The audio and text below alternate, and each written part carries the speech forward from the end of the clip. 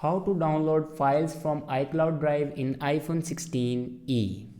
So let's start the video. First of all, open Files and then open a iCloud Drive. After open a iCloud Drive, then click on these three dots icon and then click on select. Now here you can select a folders and image and then again click on these three dot icon.